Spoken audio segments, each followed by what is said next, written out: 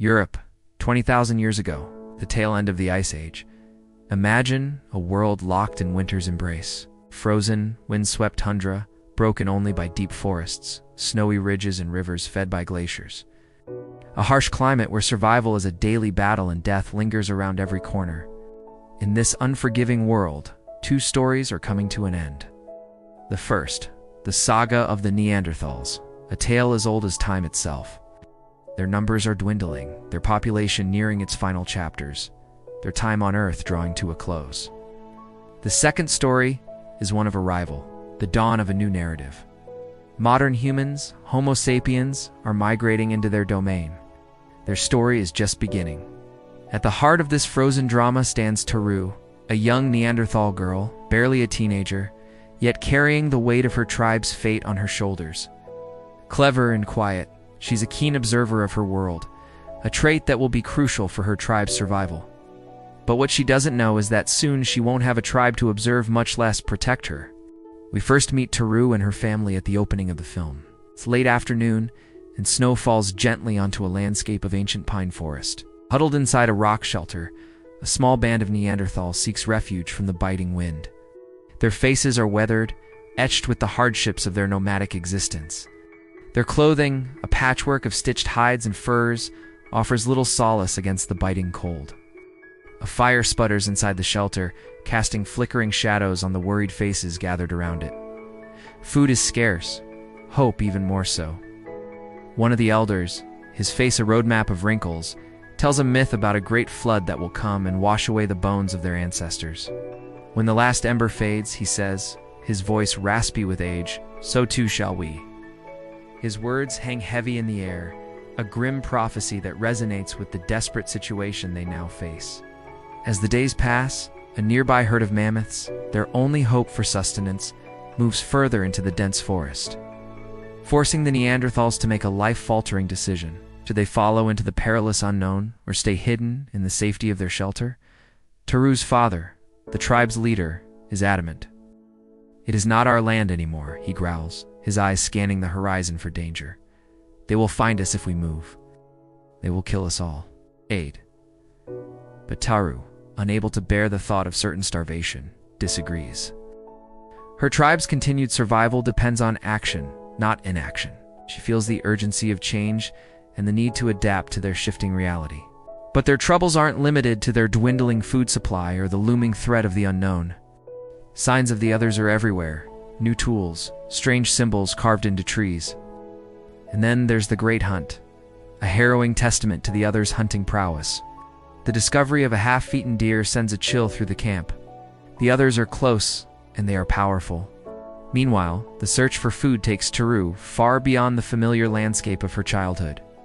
As she tracks the mammoths across the ice, she stumbles upon a wounded baby mammoth separated from its herd. She knows her tribe desperately needs the mammoth's help, but she also can't bear to watch it suffer. What she doesn't know is that this chance encounter will lead her to a revelation that will change everything. For as she watches over the injured animal, she hears distant voices, the voices of the others. Her instincts tell her to hide, and she does, observing them from a safe distance. What she sees next defies her expectations. These humans, who until now she's feared and misunderstood, are not the monsters her tribe believes them to be. What she observes is a display of both efficiency and organization. The Sapiens work in concert, each member of the group having a role to play in the hunt. Their weapons are more advanced than anything her tribe possesses, and their skills are evident in their ability to bring down such a massive creature. However, it's not just their hunting prowess that captivates her. It's their interactions with each other, their communication, their strategies, and most surprisingly, their compassion. One of the humans, a young boy, notices the injured baby mammoth and tries to comfort it before its end. This act of kindness shatters the image of the ruthless killers her tribe believes the Sapiens to be. Instead, she witnesses a community working together, strategizing and showing empathy, even in the face of a necessary kill.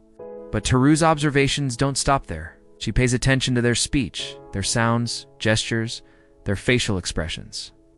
While she may not understand the words they speak, she begins to pick up on the emotions behind them, their excitement, their determination, even their sadness.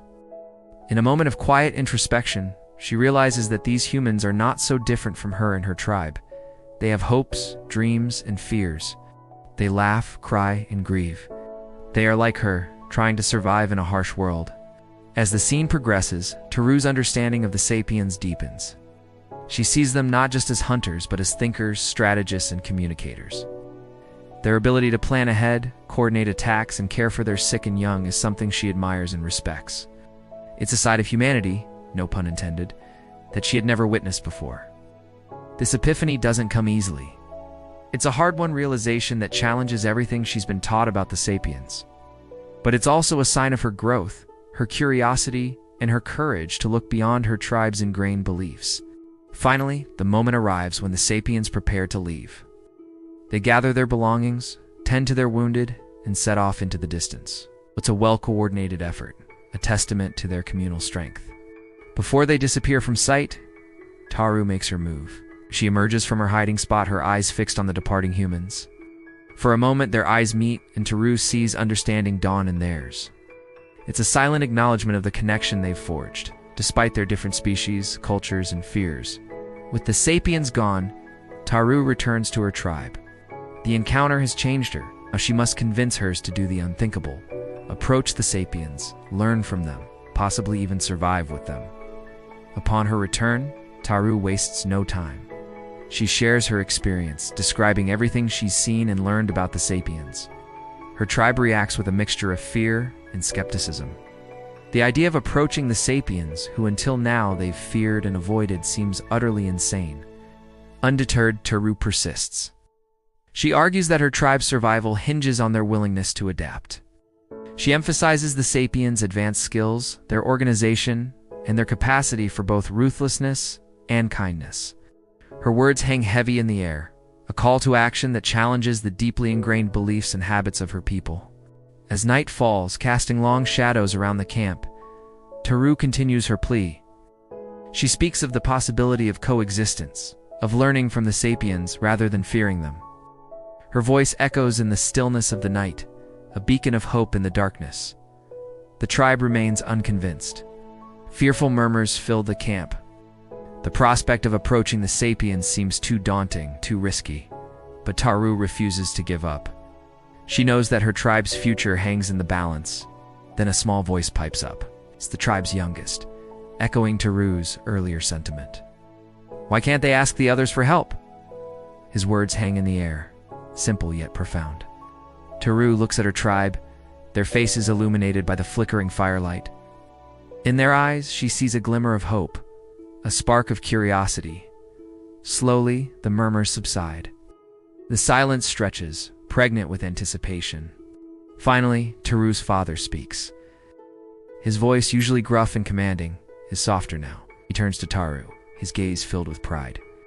He understands now that times have changed, and his daughter's perspective is the key to their survival. The tribe's fire burns low, but her eyes glow with a new kind of light.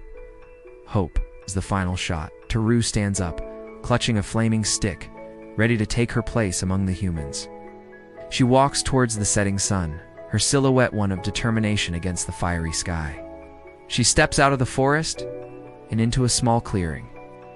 There in front of her, silhouetted against the sunset, stand the humans. They turn, and for a moment, eye contact is made. There is surprise, curiosity, perhaps even recognition. Then a smile breaks across Taru's face. Hope blossoms in her chest. This isn't an ending, it's a beginning. The story of the Neanderthals might be coming to a close, but the dawn of humanity, of Homo Sapiens, is just beginning. And in this new world, there is a place for everyone, Neanderthal and human alike. The camera pans up, revealing the vastness of the sky. The stars begin to appear, a silent audience to the drama that has just unfolded. The final image lingers on Taru's face, her eyes shining with hope and determination. The future is uncertain, but one thing is clear. The story of humanity has just taken a giant leap forward.